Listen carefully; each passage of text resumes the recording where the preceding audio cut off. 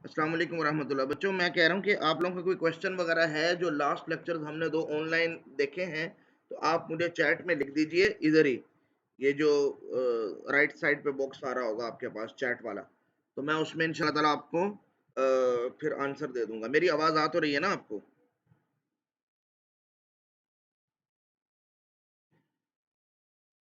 जी, ठीक है, आवाज़ आ रही है तो आप लोग क्वेश्चन करें या पहले तो ये बताएँ कि आप लोगों ने वीडियोज़ देखी हैं? और उसके बाद मुझे जो है ना आप लोगों की कोई क्वेरी है, कोई ख़ास टॉपिक आपको समझ नहीं आया है, तो आप मुझे बोलिए। ये आधे घंटे का सेशन है, आधे घंटे 35 मिनट का। तो इसके अंदर आप लोगों की क्वेरीज़ के आंसर करूँगा मैं, ताकि क्योंकि हमारा लाइव सेशन नहीं हो पाया था। ये इसीलिए है कि हम आपको जो भी चीज़ समझ नहीं आई उसका आंसर कर दूँ। और फिर उसके बाद एक छोटा-सा 15-20 मिनट का क्विज़ होगा, वो मैं आपके साथ उसका लिंक शेयर कर दूँगा। लेकिन फ़िल वक़्त मैं आप लोगों की क्यूरीज़ के लिए बैठा हूँ बच्चों।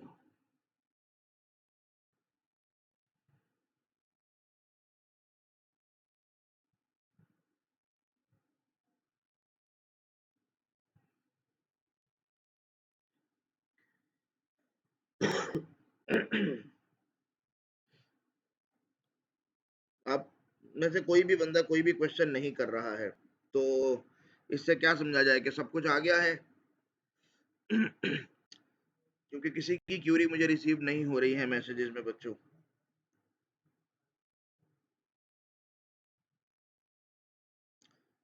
पीरियडिक टेम्पलेट, अच्छा, मैं एक दफ़ा रिवाइज़ करवा देता हूँ।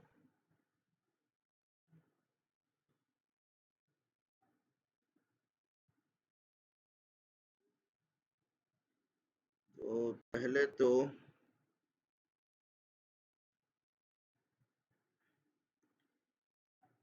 मैं अपनी स्क्रीन शेयर कर देता हूँ। जब स्क्रीन शेयर हो जाए और आपको मेरी स्क्रीन दिखने लगे तो मुझे बताइएगा काइंडली।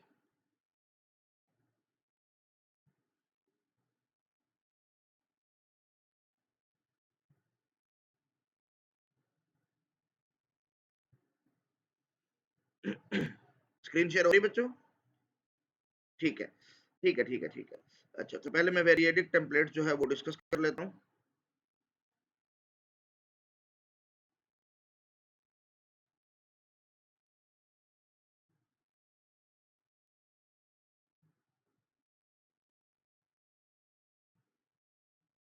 ये एडवांस टॉपिक है थोड़ा-सा। ज़ाहिर-सी बात है जैसे-जैसे आप आगे बढ़ेंगे, आपका लेवल भी आगे जाएगा। फंक्शन टेम्पलेट काफ़ी ईज़ी था। ये आ गया जी। अच्छा, वेरिएडिक टेम्पलेट जो होते हैं ना, याद रखो इसमें आपने जो प्रोग्रामिंग फंडामेंटल में 2-3 चीज़ें पढ़ी थी, वो आप के काम आएँगी। पहली चीज़ जो आपके काम आएगी, वो आएगी फंक्शंस क्या होते हैं और किस तरीके से काम करते हैं। अच्छा, दूसरी चीज़ जो आपके काम आएगी, वो आएगी रिकर्जन। रिकर्जन क्या होता है कि एक ही फंक्शन अपने आप को कॉल करता है बार-बार और हम उसको कोई स्टॉपिंग कंडीशन भी दे देते हैं। तो ये जो यहाँ पे आपको स्क्रीन पे नज़र आ रहा है फाइंड सम फंक्शन, देखिए ये इस लिहाज से तो एक जनरल फंक्शन है कि इसकी डेटा टाइप को हमने जनरल रखा है, टी। ये टेम्पलेट, ये फंक्शन टेम्पलेट हमने डिफाइन की। अब होता क्या है कि इस फंक्शन में हम क्या कर रहे हैं, इस प्रॉब्लम को सॉल्व करने के लिए कि हमने फाइंड सम फंक्शन ने अपने ही आप को कॉल किया है। जैसे फैक्टोरियल होता है ना, तो हम कहते हैं भाई 5 का फैक्टोरियल किसके इक्वल है? भाई 5 मल्टीप्लाई बाय फैक्टोरियल ऑफ 4। ये हमने प्रॉब्लम पढ़ी थी। अच्छा, अब 4 का फैक्टोरियल किसके इक्वल होगा? भाई 4 मल्टीप्लाई बाय फैक्टोरियल ऑफ 3। अच्छा, 3 का फैक्टोरियल किसके इक्वल होगा? भाई 3 मल्टीप्लाई बाय फैक्टोरियल ऑफ 2। 2 का फैक्टोरियल किसके इक्वल होगा? भाई 2 मल्टीप्लाई बाय फैक्टोरियल ऑफ 1। अच्छा, 1 का जो फैक्टोरियल है वो किसके इक्वल होगा? जी, वो 1 के इक्वल होगा। अब मज़ीद आगे नहीं जाएँगे, रुक जाएँगे। तो ये हमारे पास बेस केस होता है। इसको हम एंकर केस भी कहते हैं। इसी तरह अगर हमें 5 नंबर्स का सम मालूम करना है, तो मैं उसको इस तरीके से भी रिकर्सिवली भी डिफाइन कर सकता हूँ कि भाई पहले एलिमेंट को मैं जमा करूँगा बाकी 4 के सम के साथ। तो भाई बाकी 4 का सम कैसे निकलेगा? भाई उनमें से पहले को जमा करूँगा बाकी 3 के सम के साथ।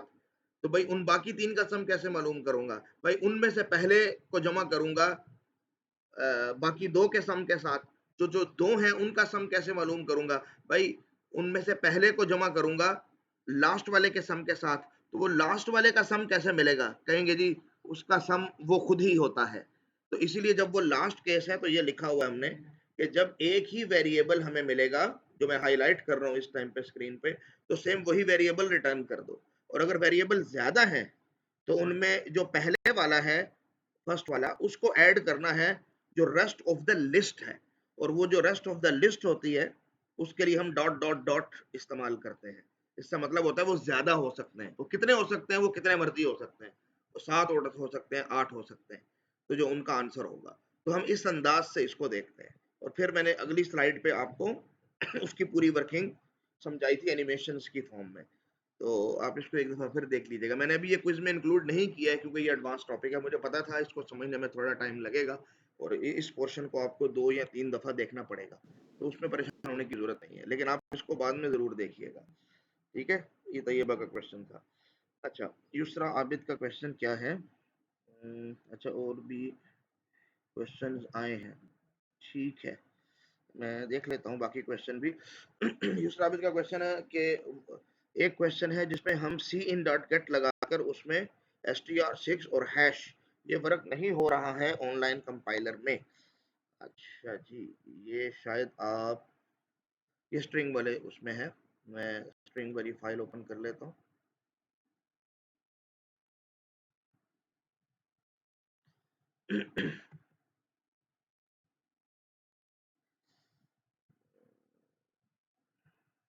ये गालिबन ये है।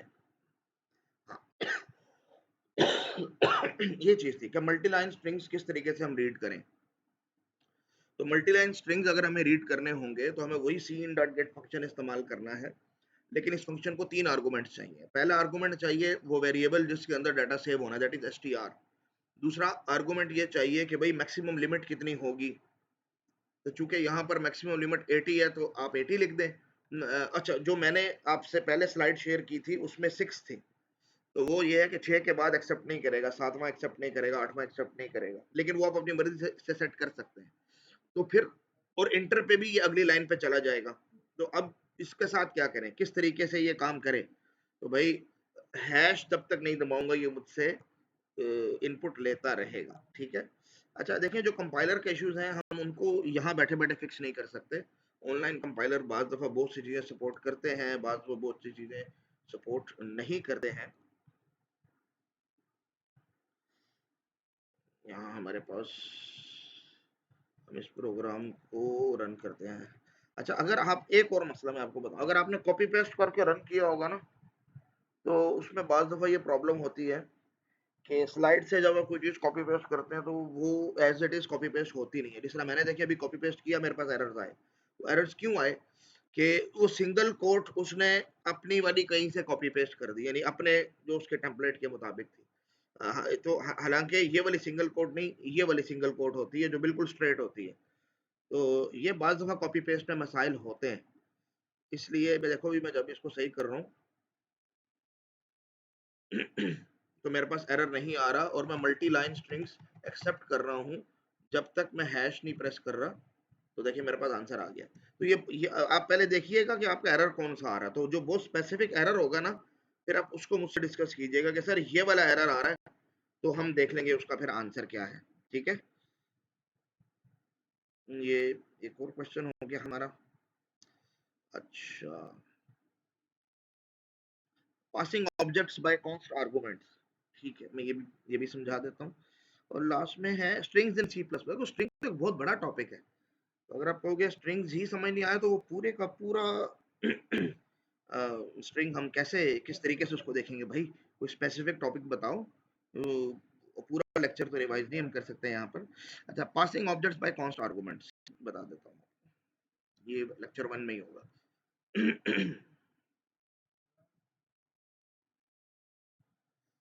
अच्छा जी, कॉन्स्ट आर्गुमेंट्स कहाँ पे है?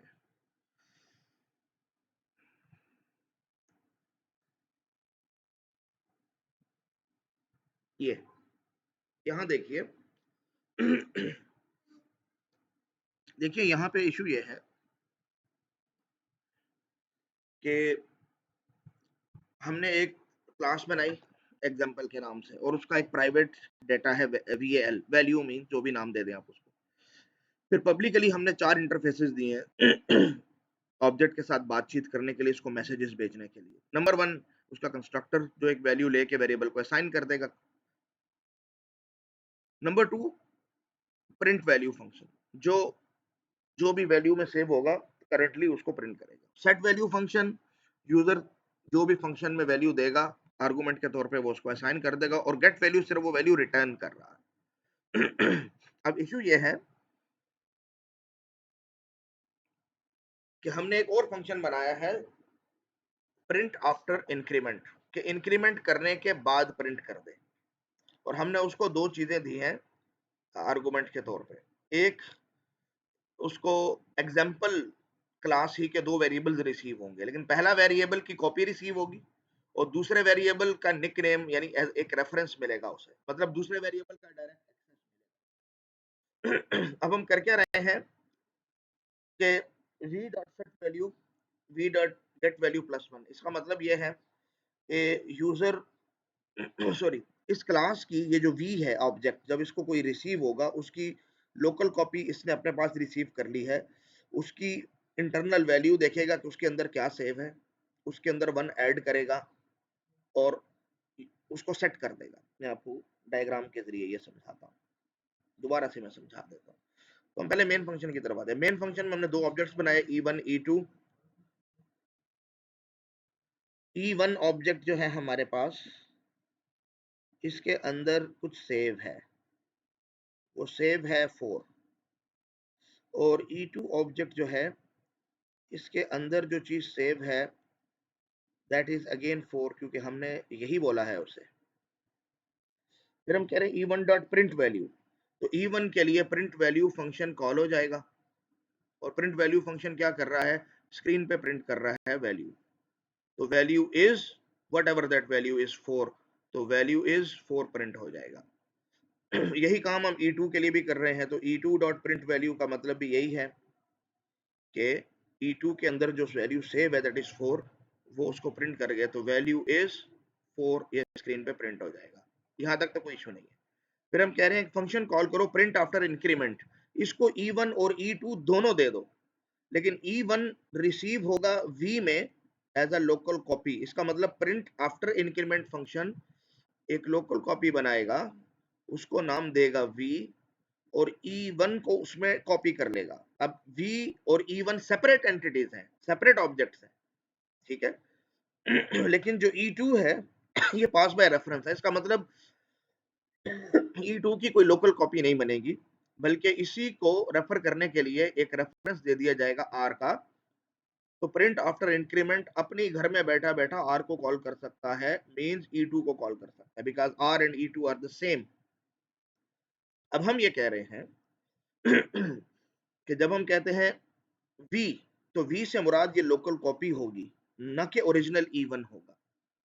तो v डॉट सेट वैल्यू के v की वैल्यू को सेट कर दें, यानी एक नई वैल्यू हम देना चाहेंगे इस ब्रैकेट के अंदर, कि उसको कोई नई वैल्यू दें जिसको वो सेट, अभी 4 थी, यहाँ पे 4 थी, तो कोई नई वैल्यू दे दें। हमने कहा एक काम करते हैं, पहले प्रीवियस वैल्यू लेते हैं, उसमें 1 ऐड करके फिर दे देंगे। तो हमने कहा v dot get value, answer आया 4, और हमने कहा उसमें 1 ऐड करो, तो 4 प्लस 1 इज 5। तो एक्चुअली हमने 5 एज एन आर्गुमेंट पास किया है सेट वैल्यू करने के लिए, जिसने इस लोकल कॉपी में 5 कर दिया है। अब लोकल कॉपी में 5 हुआ है, e1 में 5 नहीं हुआ है। नेक्स्ट है हमारे पास ये स्टेटमेंट r के लिए, तो हमने कहा r डॉट गेट वैल्यू, तो r की वैल्यू हमने हासिल की that is 4, 4 plus 1 that is 5। तो 5 जो है इसको हमने कहा कि सेट कर दो, और उसने 5 को सेट कर दिया, तो अब ओरिजिनल वेरिएबल में जो मेन फंक्शन का था उसमें चेंजिंग हुई, और फिर हम प्रिंट कर रहे हैं incremented value is v dot get value that is 5 and r dot get value that is again 5।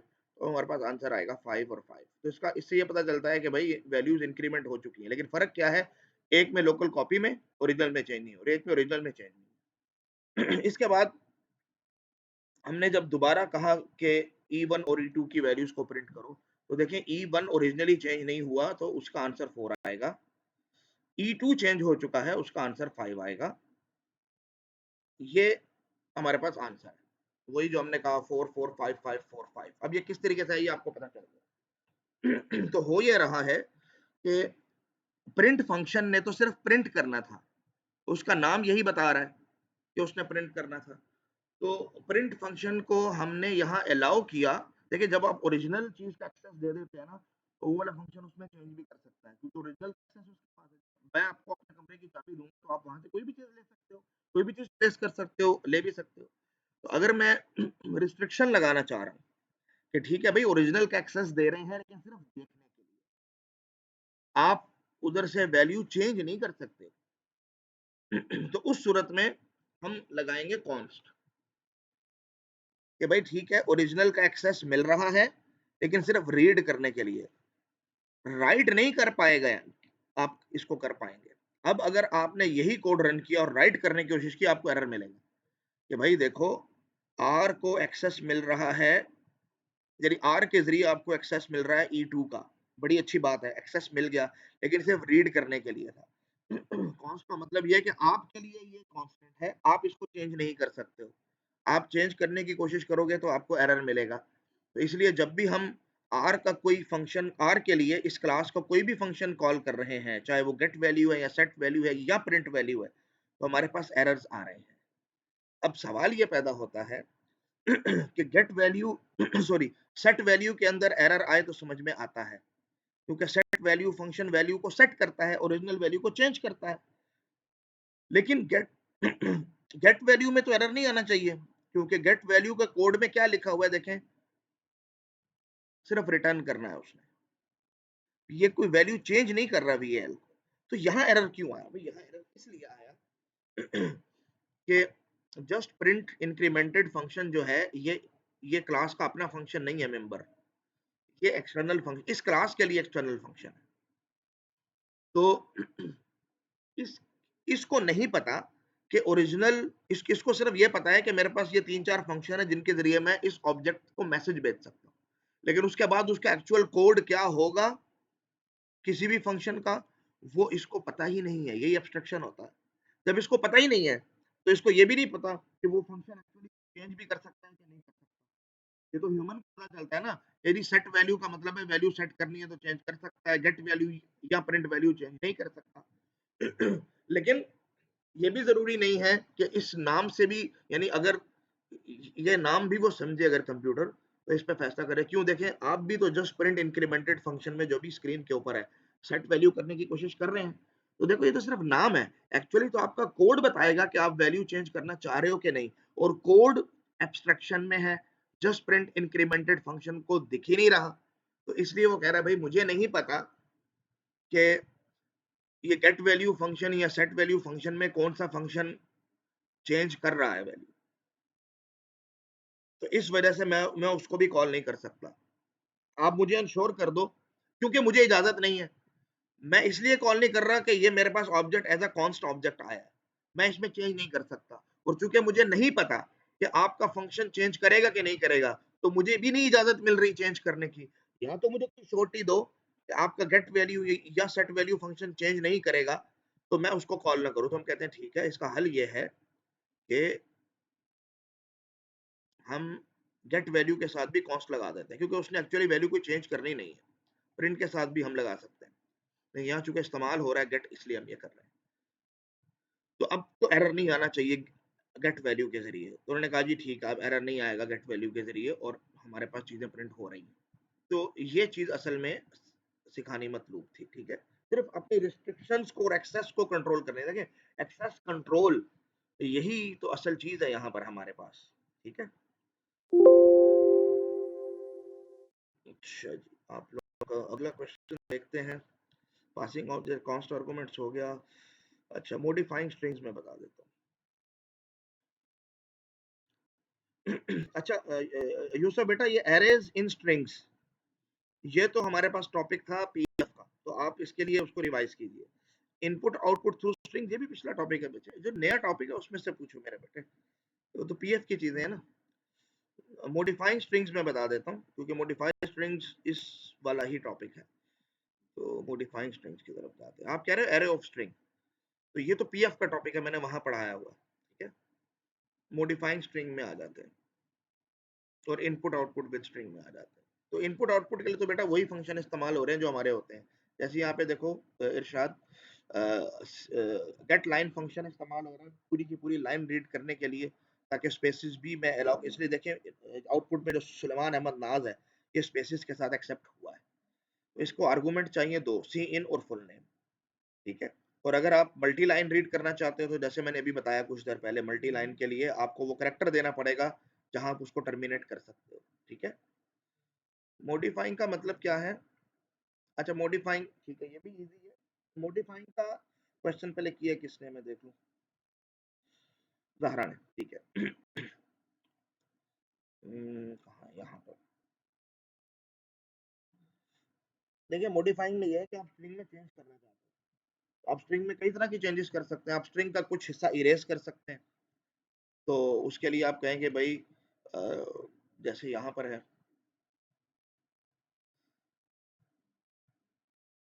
चलिएगा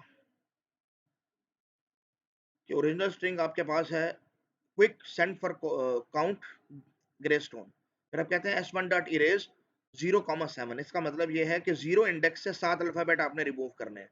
तो देखो 1 2 3 4 5 6 और एक स्पेस 7, ये रिमूव कर देंगे तो जो बाकी बच गया है वो देखो यहाँ पे लिखा हुआ है।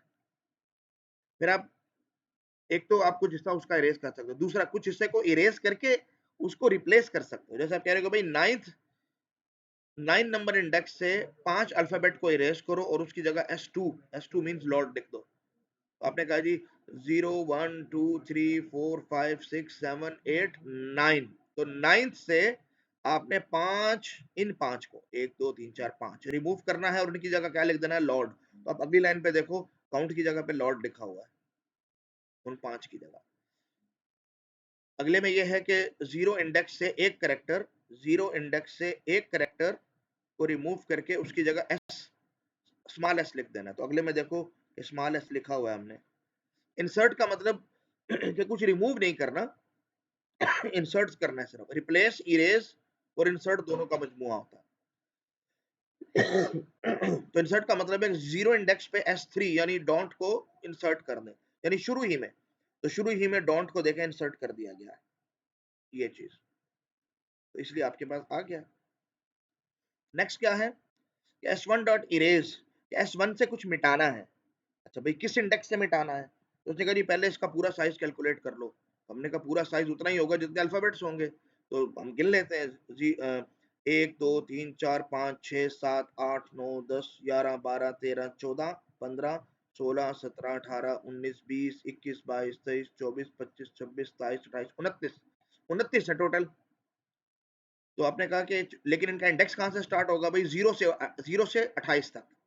तो आपने कहा कि जी 28वें वाला, सॉरी ये माइनस को मिलाएं तो ये बनता है 30, इस वाले में चेंज करना है, ये तो अभी बाद में चेंज होगा ना, इस वाले में चेंज करना है। तो एक ये डॉट जो है फुल स्टॉप, इसके समय तो जाएंगे 30, लेकिन इनके कहाँ से स्टार्ट होंगे, 0 से 29, तो एक्चुअली आपको 29th वाला रिमूव करना है। तो इसलिए हमने लिखा है S1 dot size -1 which means 30 -1 that is 29, और एक करेक्टर रिमूव करना है, एक रिमूव कर दिया। Append means at the end, तो इसके एंड में आपने इसके एंड में कुछ ऐड करना है। क्या ऐड करना है, एक्सक्लेमेशन मार्क। कितने, 3 ऐड करने हैं, तो आपने 3 ऐड कर दिए, दैट्स इट। अगली चीज है फाइंड करना है आपने। तो फाइंड फंक्शन आपको रिटर्न करता है वो इंडेक्स जहां पे आपको कोई वर्ड मिल गया। यहाँ चूंकि स्पेस फाइंड कर रहे थे तो स्पेस देखें कहाँ मिला, 0 1 2 3 4 5 नंबर इंडेक्स पे स्पेस मिली, तो उसने 5 सेव कर लिया इसमें। अगर कोई चीज नहीं मिलेगी तो याद रखिएगा -1 रिटर्न करेगा, ठीक है। अब हो क्या रहा है इस लूप के अंदर, इस लूप के अंदर ये हो रहा है कि हर हर के मतलब हम तलाश करते करते इस स्ट्रिंग के आखिर तक पहुंच जाएंगे, यानी जब तक तलाश करते करते इंडेक्स साइज के अंदर अंदर है, यानी इसी स्ट्रिंग के अंदर है, तो आप क्या करो, उसको स्लैश से चेंज करो और फिर अगले वाला स्पेस तलाश करो। तो पहले उसने किसको तलाश किया, इस स्पेस को, इसको स्लैश से बदला, फिर अगली स्पेस को तलाश किया, उसको स्लैश से बदला, फिर अगली स्पेस को तलाश किया, उसको स्लैश से बदला, फिर अगली स्पेस को तलाश किया, उसको बदला स्लैश से, और एट द एंड चूंकि अगली स्पेस है नहीं तो वो इससे बाहर निकल जाएगा, यानी वो एक बहुत बड़ा इंडेक्स आपको रिटर्न करेगा। ठीक है, तो इस वजह से ये लूप रुक जाएगा और एट द एंड आप उसको प्रिंट करें तो आप देखें हर स्पेस स्लैश में कन्वर्ट हो चुकी है। तो that was about modifying the strings. ठीक है, अच्छा जी, मॉडिफाइंग स्ट्रिंग्स हो गया। कंपेयरिंग स्ट्रिंग्स तो आप सारा स्ट्रिंग वाला ही बोल रहे हो ना, तो लेक्चर इसका देखो, आपको लेक्चर एक दफा समझ नहीं आया तो 2-3 दफा सुनना होता है, तब कहीं जाके बात समझ में आती है। देखो कंपेयरिंग में है कि आप अगर दो स्ट्रिंग्स को, अब मैं आपसे पूछता हूँ कि अगर आप अली और बिलाल को कंपेयर करोगे तो पहले कौन आएगा? तो आप कहेंगे जी भाई पहले अली ही आएगा और बिलाल का नाम बाद में आएगा, क्योंकि एबीसी की तरतीब इसी तरह है। अच्छा, कंप्यूटर को कैसे पता चलता है कौन सा पहले कौन सा बाहर कौन सा बाद में? भी उनकी आस्की वैल्यूज देखता है। जैसे ए की वैल्यू 65 और बी की 66 है, तो वो एक्चुअली जब हम कंपेयर करते हैं दो को तो वो उनकी आस्की वैल्यू को कंपेयर कर लेता है कि भाई 65 इज लेस देन 66, इसका मतलब कि ए पहले आ रहा है और बी बाद में आ रहा है। तो इसीलिए लेस देन और ग्रेटर देन ये काम करते हैं। तो बहुत सिंपल सी बात है लेस देन और ग्रेटर देन को चेक करना। हाँ, आप कह सकते हैं कि ये कंपेयर फंक्शन क्या चीज होती है, तो वो मैं आपको बता सकता हूँ। कंपेयर फंक्शन भी यही काम करता है।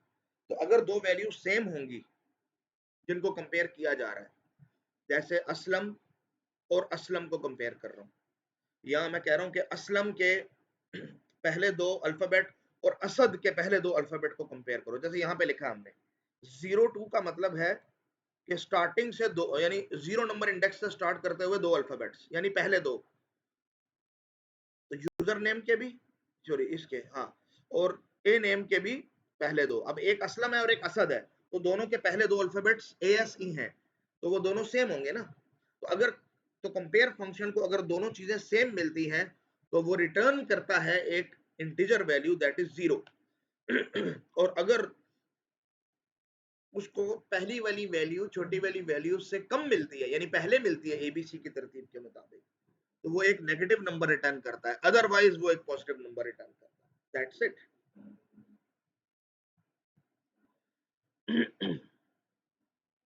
अच्छा जी, अब्दुल मुनीम का क्वेश्चन है कि फंक्शन ओवरलोडिंग में मेमोरी कितनी यूज होगी? भाई देखो, फंक्शन ओवरलोडिंग में मेमोरी उतनी ही यूज होगी जितना आपने कोड लिखा होगा, क्योंकि जब आप क्लास बना रहे हो, अगर आप क्लासेस में इस्तेमाल कर रहे हो फंक्शन, बहुत से फंक्शन एक ही नाम के, या अगर आप क्लासेस के बगैर भी अपने मेन अपने सी फाइल के अंदर या सी प्लस प्लस फाइल के अंदर लिख रहे हो, सी के अंदर नहीं सी प्लस प्लस के अंदर, तो देखो आपका कोड कहाँ पे सेव होता है। आपने जो कोड लिखा है ये जब ट्रांसलेट होगा तो ये सेव होगा हमारे पास मेमोरी में उस जगह में जो कोड फ्रेगमेंट के नाम से है। ठीक है, तो आपने जितने फंक्शन लिखे हैं उतने ही वहां पे सेव हो रहे हैं। ठीक है, हाँ, रीबा का क्वेश्चन है कि अगर just print incremented function class के अंदर होगा तो कॉन्स्ट यूज नहीं करना पड़ेगा, यस मोस्ट प्रोबेबली नहीं करना पड़ेगा। आर्गुमेंट में तो करना पड़ेगा, लेकिन फंक्शन के एंड के बाद हम कॉन्स्ट लिखते हैं गेट वैल्यू, सॉरी हाँ गेट वैल्यू में, वो शायद नहीं लिखना पड़ेगा। उसकी वजह यह है कि वो क्लास के अंदर का फंक्शन है, उसको अपने घर का पता है। ये बाहर का फंक्शन था, इसको घर की खबर नहीं थी। तो एब्स्ट्रक्शन हमेशा बाहर वालों के लिए होती है, घर के अपने लोगों के लिए नहीं होती। ठीक है, आशा कह रही है एक्सप्लिसिट टाइप कन्वर्जन बता दें। देखो इम्प्लिसिट और एक्सप्लिसिट में क्या फर्क होता है? इम्प्लिसिट का मतलब ये है कि एक चीज ऑटोमेटिक हो जाएगी, आपको उसमें टेंशन लेने की जरूरत नहीं है।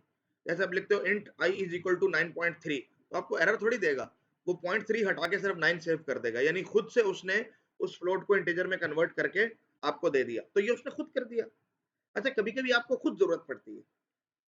उस सूरत में आप खुद से जिस चीज को आपने कन्वर्ट करना उससे पहले इंट फ्लोट या स्टैटिक कास्ट के जरिए लिखते हो। ठीक है, तो आप उसके जरिए इसको हैंडल कर सकते हो। ठीक है, आपने जो भी टाइप कन्वर्ट करनी है आप उसको चेंज कर लो। जैसे मिसाल के तौर पे एक फ्लोट वेरिएबल है 3.9 और आप उसको प्रिंट करते वक्त एज एन इंटीजर प्रिंट करना चाह रहे हो, तो उसके तीन स्टाइल्स हैं। एक तरीका तो ये कि ब्रैकेट में इंट लिखो और बाद में उस वेरिएबल का नाम लिखो, ये सी का स्टाइल है। दूसरा तरीका ये कि नहीं, इंट को ब्रैकेट में नहीं लिखो, इंट के बाद जिस वेरिएबल को चेंज करना है, जिस फ्लोट पॉइंट में चेंज करना है उसको ब्रैकेट में लिखो पैरेंथेसिस में। ये हमारे पास फंक्शनल स्टाइल है। और स्टैटिक कास्ट वाला जो मेथड है जो स्लाइड्स के अंदर है, ये हमारे पास C++ का स्टाइल है, ठीक है। अच्छा, comparing strings and accessing character in ये मैंने कंपेयरिंग जो है ना ये समझा दिया। और स्ट्रिंग में एक्सेस कैसे करते हैं भाई, एक्सेस ऐसे ही करते हैं जैसे हम कैरेक्टर एरे में करते थे। किसके जरिए, स्क्वायर ब्रैकेट के जरिए, क्योंकि एरे है ना, इंडेक्स ऐसे ही होता है। और एक और तरीका भी है ऐड फंक्शन। तो ऐड फंक्शन कमोबेश वही काम करता है जो हमारे पास स्क्वायर ब्रैकेट्स करती है। तो अभी का क्वेश्चन है कि is function overloading an example of polymorphism? Yes it is.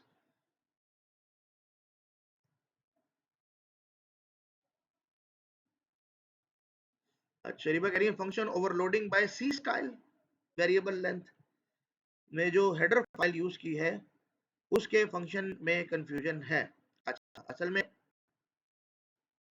बता रहा हूँ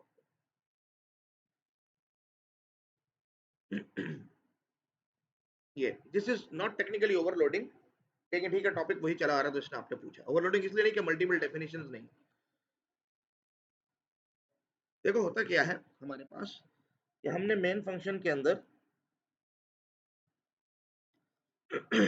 सम फंक्शन को कॉल किया और हमने उसको आर्गुमेंट दिए 3, 2 2 5। अब ये 2 उसे रिसीव हुआ काउंट में, तो काउंट में तो मौजूद है, काउंट वेरिएबल में मौजूद है 2, लेकिन बाकी 2 और 5 ये एज अ लिस्ट रिसीव हुए हैं, इसलिए हमने डॉट डॉट डॉट लगाया। और ये जो हेडर फाइल है CSTDARG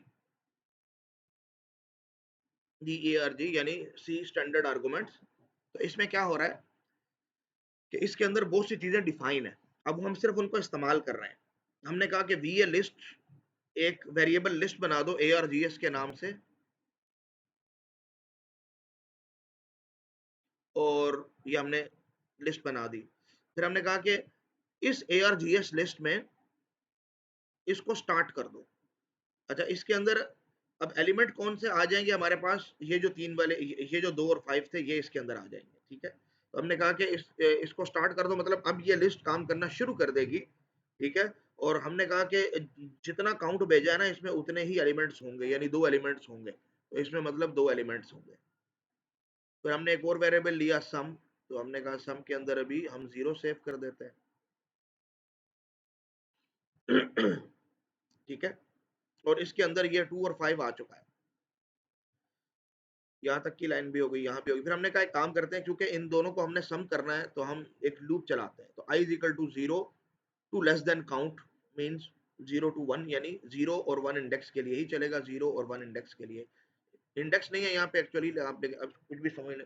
और सम में ऐड कर दें इस वेरिएबल आर्गुमेंट्स में से पहला इंटीजर एक्सट्रैक्ट कर लें। तो पहला इंटीजर 2 लिया, उसको सम में ऐड किया, तो 0 + 2 = 2। फिर अगली दफा अगला इंटीजर मांग रहे हैं, तो अगला इंटीजर 5 आया और इसमें ऐड हो गया, तो आंसर आ गया 7। अब हमने कहा भाई इस लिस्ट को एंड कर दो, बस इसका काम खत्म हो गया।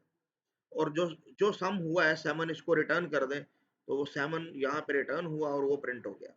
अब 3 हो, 4 हो, 5 हो, 6 हो, 7 हो, 8 हो, क्योंकि वेरिएबल लिस्ट है ना, वेरिएबल साइज लिस्ट है तो उसको खुद से ये हैंडल करेगा, ठीक है। तो दैट्स इट। अच्छा, सैयदा आमना कह रही हैं कि सर स्टैटिक कास्ट वाली एग्जांपल रिव्यू कर दें प्लीज। अच्छा, मैंने अपने लेक्चर्स के अंदर भी ये चीज़ कहा था कि चूंकि कास्टिंग आपने पढ़ी है, लेकिन चले एक दफ़ा फिर मैं बता देता हूँ ताकि कोई उज़र बाकी ना रहे। यहाँ से देख लेते हैं ये मैंने ये कुछ तो बता दी थी, स्टैटिक कास्ट को देखें। देखिए एग्जांपल क्या है कि इंट कुकीज, एक मैसेज शायद आ रहा है, मैसेज नहीं आया, शायद किसी ने ज्वाइन किया है अभी, ठीक है। तो इंट कुकीज इक्वल टू 4, तो एक वेरिएबल है इसके अंदर 4 सेव है। Int kids equal to 8। अब देखो 8 कुकीज 4 बच्चों में कैसे बांटी जाएंगी, हर हर को आधी आधी मिलेगी। तो हमने कहा कि हम उनका शेयर निकालते हैं, तो int share cookies divide by Keats. तो कुकीज यानी 4 को जब हमने 8 से डिवाइड किया और उसको सेव कर लिया शेयर वेरिएबल में, उसको प्रिंट कर लिया, तो चूंकि ये इंटीजर वेरिएबल है, दो इंटीजर को डिवाइड करके इंटीजर में सेव करें तो आंसर 0 आएगा, तो आंसर सही नहीं आएगा हमारे पास। अच्छा, इसका आप कहेंगे हल ये है कि आप कुकीज और किड्स को जो है ना पॉइंट्स में कर लो। अब मैं कहेंगे कुकीज तो चलो पॉइंट में हो सकती है, किड्स को कैसे पॉइंट में करूं? 8.5 बच्चे तो नहीं हो सकते, 8 होंगे, 9 होंगे, 10 होंगे, 11 होंगे, तो ये तो इंटीजर ही रहना चाहिए। तो ये जरूरी नहीं होता कि हमेशा हम हर चीज को इंट से फ्लोट में कर ले तो हमारे पास हल हो जाएगा। तो वो तो एज इट इज रखेंगे जिस तरह है।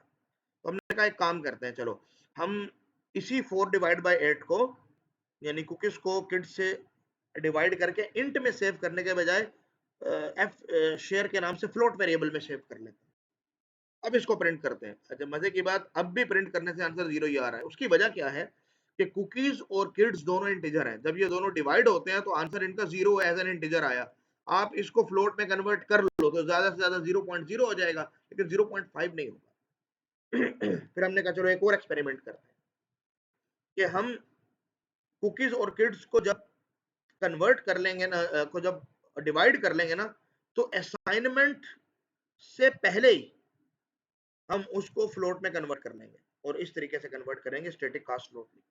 तो मसला अब भी उसी जगह है, क्योंकि 0 को जब आप फ्लोट में कन्वर्ट करके दोबारा फ्लोट में सेव करोगे तो आंसर 0 ही आएगा। आपको अगर 4 को और 8 को डिवाइड करके आंसर 0.5 लेना है तो याद रखो इन दोनों में से किसी एक को, इन दोनों में से किसी भी एक को फ्लोट होना पड़ेगा। या 4 को 4.0 कर दो या 8 को 8.0 कर दो। इससे क्या होगा कि आपका आंसर 0.5 आ जाएगा। क्यों? कायदा ये है कि जब आपकी एक्सप्रेशन में एक भी फ्लोट होता है तो पूरा आंसर अब फ्लोट में ही आता है, क्योंकि जब 8 इस 4.0 फ्लोट से मल्टीप्लाई सॉरी डिवाइड हो रहा होगा तो फ्लोट कहेगा भाई तुम इंटीजर हो, तुम मुझसे निचले दर्जे के हो, तुम अपने आप को पहले इंटरनली 8.0 करो, तब कहीं जाके मुझसे डिवाइड हो। तो इसलिए हम इनमें से किसी एक को करना काफी है। तो अब मैंने दोनों एग्जांपल दिए हैं। पहले एग्जांपल में सिर्फ मैंने कुकीज को यानी 4 को फ्लोट में कन्वर्ट किया है, किड्स को 8 रहने दिया, और दूसरी में कुकीज को छोड़ दिया है, किड्स को मैंने फ्लोट में कन्वर्ट कर दिया। तो दोनों सूरतों में मेरे पास आंसर सही आ रहा है। ठीक है, और भी मिसालें हैं, आप उन मिसालों को गौर से देखें। अब उम्मीद है आपको बात समझ में आ जाएगी। अच्छा जी, और कोई क्वेश्चन क्या है?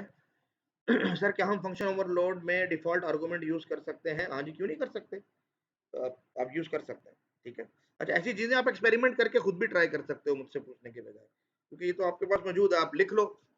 अगर आ रहा होगा तो यूज कर सकते हैं, अगर एरर आ रहा होगा तो देखो कि एरर की टाइप क्या है, फिर आपको खुद ही पता चल जाएगा कि यूज कर सकते हैं कि नहीं।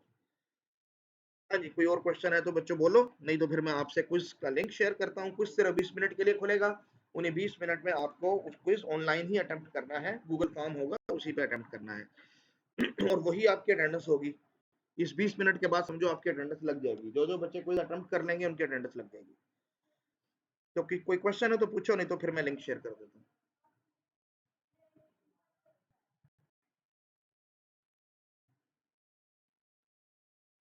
कोई क्वेश्चन बच्चों? हमजा हैंड रेज वगैरह मत किया करो भाई, क्योंकि मैं स्क्रीन बार बार नहीं देख रहा हूँ। आप लिख दो जो भी आपका क्वेश्चन है, मैं आपके क्वेश्चन देख रहा हूँ। तो भाई कोई भी हैंड रेज मत करो यहाँ पे, क्योंकि मुझे फिर जो है ना वो बार बार देखना पड़ेगा। कहते हैं ये लेक्चर रिकॉर्डेड अवेलेबल होगा, ये वाला जो आज वाला सेशन है अभी, जो अभी ऑनलाइन हो रहा है, जी जी बिल्कुल अवेलेबल होगा इंशाल्लाह।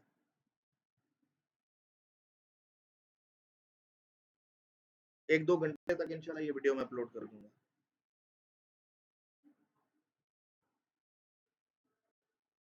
अजीब स्टूडेंट हो तुम लोग, 150 स्टूडेंट हो और चैनल को जो है ना सब्सक्राइब नहीं करते हो। मुझे भी लगता है अपनी वीडियो के एंड में ना वही सारी चीजें करनी पड़ेंगी जो लोग करते हैं। अच्छा, और कोई क्वेश्चन नहीं है, क्लियर हो गया आपका? किसी और का मैं 1-2 मिनट और रुक जाता हूँ, हो सकता है किसी और बच्चे का कोई क्वेश्चन हो हमारे। बॉयज की तरफ से क्वेश्चन कम आए हैं।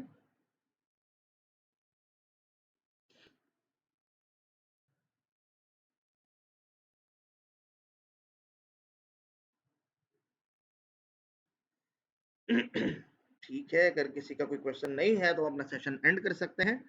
तो भाई मैं गूगल क्लासरूम के ऊपर ही आपके क्विज का लिंक शेयर कर रहा हूँ। क्विज का लिंक 20 मिनट के लिए अवेलेबल होगा। आप अपने मोबाइल पे भी उसको अटेम्प्ट कर सकते हैं।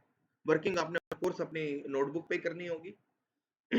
और 20 मिनट के बाद वो क्विज जो है वो अवेलेबल नहीं होगा फिर इंशाल्लाह। तो ये 2 से 3 मिनट के अंदर आपके सामने क्विज का लिंक गूगल क्लासरूम में आ जाएगा।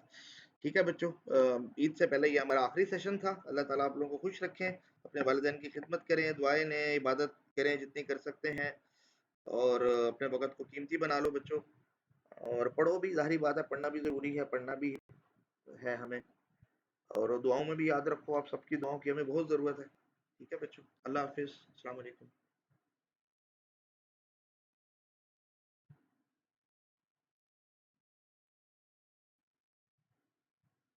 जी अब्दुल समद, 20 मिनट के अंदर ही अटेम्प्ट करना होगा। 20 मिनट अटेम्प्ट टाइम है।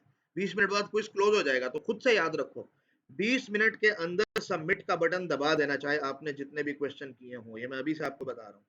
अगर आपने सबमिट का बटन नहीं दबाया तो कोई ऑटोमेटिक सेव नहीं होगा, ये याद रखो। ठीक है, ये खुद से आपको ख्याल रखना जरूरी है। चलिए ठीक है बच्चों, फी अमान अल्लाह, अल्लाह हाफिज।